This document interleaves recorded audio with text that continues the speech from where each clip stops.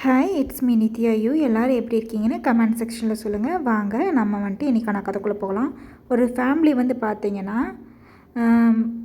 பஸ்ஸில் போயிட்டுருக்காங்க. அப்படி போயிட்டுருக்கும்போது பார்த்திங்கன்னா ஒரு குட்டி பையன் வந்து பார்த்திங்கன்னா, அம்மா பஸ்ஸு போகிற ஸ்பீடில் வந்து பார்த்திங்கன்னா ட்ரீஸ்லாம் எவ்வளோ வேகமாக போகுது, பேர்ட்ஸ்லாம் எவ்வளோ வேகமாக போகுது அப்படின்னு. இந்த கடை பார்த்திங்களா ரொம்ப அழகாக இருக்குது, அங்கே ஒரு குழந்தை எவ்வளோ அழகாக நடந்து போயிட்டுருக்கு அப்படின்னு சொல்லி பேசிகிட்டு வராங்க.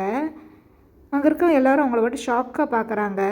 அது மட்டும் இல்லாமல் அந்த பையன் வந்துட்டு எப்படி செஞ்சு காமிச்சான், எப்படி பேசினான்னு சொல்லிட்டு ஒவ்வொரு விஷயத்தையும் அவங்க வந்துட்டு இமிட்டேட் பண்ணி காமிக்கிறாங்க, எப்படி செஞ்சான்றத.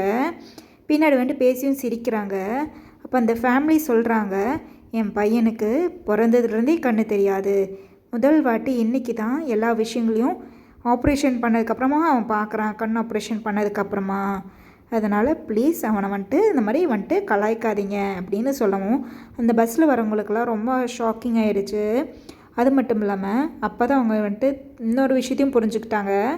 என்ன விஷயம் எதுவுமே தெரியாமல் ஒருத்தங்களை பார்த்து கலாய்க்கவும் கூடாது, அதே மாதிரி ஒருத்தவங்க செஞ்ச விஷயத்த நம்ம வந்துட்டு என்றைக்கும் வந்துட்டு சிரிக்கக்கூடாது அப்படின்ற விஷயத்த தெரிஞ்சுக்கிட்டாங்க.